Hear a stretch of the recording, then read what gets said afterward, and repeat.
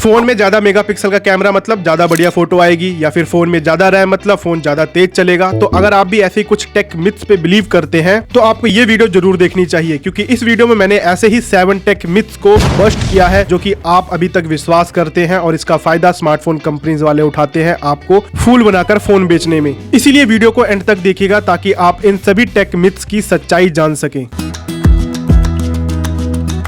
बात करते हैं हमारे पहले मिथ की, वो ये है कि ज्यादा मेगापिक्सल का कैमरा मतलब ज्यादा बढ़िया फोटो। लेकिन दोस्तों सच्चाई ये नहीं है। ज्यादा मेगापिक्सल का मतलब ये नहीं है कि आपको फोटो बढ़िया देखने को मिलेगी। फोटो बढ़िया तब मिलेगी अगर आपका जो इमेज सेंसर है वो बढ़िया हो, इसके अलावा सॉफ्टवेयर का ऑप्टिमाइजेशन बढ़िया हो। ज्यादा मेगापिक्सल होने से सिर्फ आपको ये फायदा मिलेगा कि आपकी जो इमेज का साइज है वो ज्यादा हो जाएगा और आप जो फोटो को जूम वगैरह करेंगे तो वो फटेगी नहीं। इसके अलावा आजकल की जो स्मार्टफोन कंपनीज हैं बेशक मार्केट के लिए बोलती हूँ कि हमारे स्मार्टफोन में 100 मेगापिक्सल का कैमरा है, 150 मेगापिक्सल का कैमरा है मार्केट के लिए, लेकिन बाय डिफॉल्ट जब आप उनसे फोटो खींचेंगे तो वो पिक्सल बाइंडिंग मेथड का यूज करती है। मतलब 4 पिक्सल को मर्ज करके 1 पिक्सल का यूज करके आपको फोटो दिखाती है ताकि बेटर जो है लाइट कैप्चर और डिटेल कैप्चर हो पाए। मतलब आपके फोन में 100 मेगापिक्सल का कैमरा है और आप फोटो खींचते हैं तो बाय डिफॉल्ट आपको 25 मेगापिक्सल की फोटो शायद देखने को मिले, अनटिल अगर आप खुद से मैनुअली सिलेक्ट नहीं करते कि आपको 100 मेगापिक्सल की फोटो चाहिए। क्योंकि सेंसर को तो बड़ा नहीं किया, बस पिक्सल्स को छोटा कर दिया ताकि आपको मार्केट करने के लिए बोला जा सके कि इसमें 100 मेगापिक्सल का कैमरा है, 150 मेगापिक्सल का कैमरा है।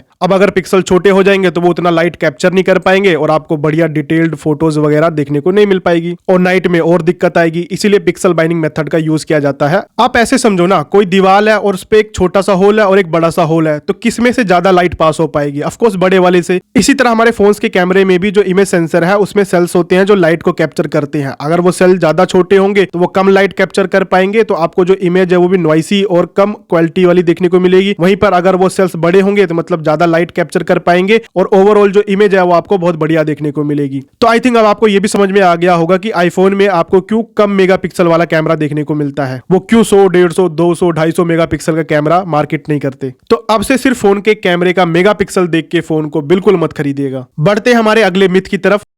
दोस्तों हमें से काफी सारे लोग ये सोचते हैं कि फोन में अगर ज्यादा रैम होगी तो फोन उतना तेज और स्मूथ चलेगा और हैंग नहीं करेगा। मतलब वो फोन की जो स्पीड है और जो स्मूथनेस है उसको सिर्फ रैम पे डिपेंड कर देते हैं। लेकिन ये दोस्तों बहुत ही आधा सच है। देखो हमारे फोन में जो रैम होती है ना वो एक तरीके की स्टोरेज या फिर मेमोरी ही होती है, जो कि हमारी नॉर्मल स्टोरेज जिसमें हमारी फोटोज और वीडियोज होती है उससे काफी गुना फास्ट होती है। तो जब भी हम कोई ऐप को ओपन करते हैं तो वो टेम्परेरी बेसिस पे इसी फास्ट मेमोरी में लोड हो जाता है। अब जब आप उस ऐप को यूज करते हैं तब काम आता है आपके फोन के प्रोसेसर का, और प्रोसेसर ही आपके फोन का ब्रेन होता है। जब भी कोई आप ऐप यूज करते हैं वो कितना स्मूथ चलेगा, हैंग करेगा कि नहीं करेगा, वो डिसाइड होगा कि आपके फोन में प्रोसेसर कैसा है। तो ज्यादा फोन में रैम होने का सिर्फ ये फायदा मिलेगा आपको कि आप ज्यादा ऐप्स को बैकग्राउंड में ओपन रख पाएंगे बस। तो अगर आप चाहते हैं कि आपका फोन हैंग ना करे तो आपको फोन में एक बढ़िया प्रोसेसर है कि नहीं वो भी देखना चाहिए। इसके अलावा रैम के भी वर्जन होते हैं कि LPDDR3 है, LPDDR4 है, LPDDR5 है, कौन सा रैम का वर्जन है। जितना ज्यादा लेटेस्ट वर्जन होगा उतनी ही फास्ट जो है रैम आपकी होगी।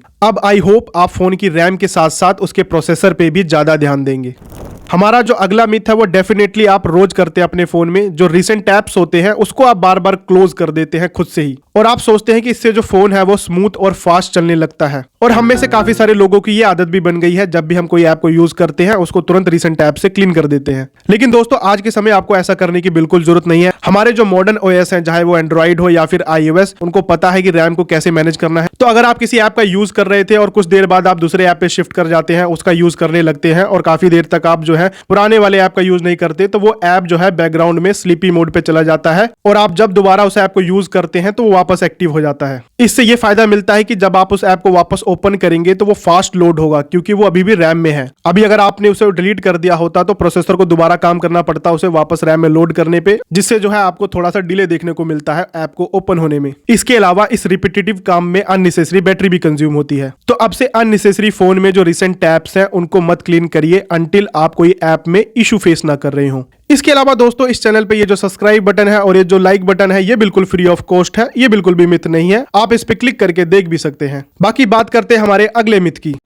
क्या हमें फोन को चार्ज पे लगा के नहीं सोना चाहिए और इससे फोन जो है वो फट सकता है? ऐसा हमें से काफी सारे लोगों को लगता है, लेकिन दोस्तों ये सच्चाई नहीं है। आज के जो हमारे स्मार्टफोन है काफी एडवांस्ड और मॉडर्न है। तो जब आप फोन को चार्ज पे लगाते हैं उसके बाद फोन फुल चार्ज हो जाता है तो जो करंट है वो ऑटो कट हो जाता है। मतलब फोन वापस बैटरी को रिचार्ज करना तब स्टार्ट करता है जब जो है बैटरी कम होने लगती है तब। तो अगर आप फोन को चार्ज पे लगाकर यूज कर रहे हैं तो जैसे ही बैटरी 100% चार्ज हो जाएगी तो चार्जिंग पॉज हो जाएगी, उसके बाद जैसे ही बैटरी कम होना स्टार्ट होगी तो वापस जो है वो बैटरी चार्ज होना शुरू हो जाएगी। तो आपको बिल्कुल भी चिंता करने की जरूरत नहीं है कि कहीं फोन ओवर चार्ज होकर फट ना जाए। बस आपको कुछ ऐसे काम नहीं करने जिससे फोन जो है वो ज्यादा ओवर हीट हो, जैसे कि फोन को चार्ज पे लगाकर गेम खेलना। अब इससे जो है फोन ज्यादा ओवर हीट होता है और जो हीट है वो हमारे फोन और बैटरी दोनों की सेहत के लिए अच्छा नहीं है। इसके अलावा ये जो ऑटो कट है ये स्मार्ट सिस्टम्स में होता है जैसे कि हमारा फोन, लेकिन अगर आप कोई ऐसा प्रोडक्ट लेते हैं जिसमें बैटरी होती है और वो चार्ज होता है, फॉर एग्जांपल कोई पंखा है जो कि बैटरी है उसमें और वो चार्ज होता है, तो वहां पर आपको बिल्कुल केयरलेसनेस नहीं दिखानी है, उसको आपको ओवर चार्ज होने से जरूर बचाना है।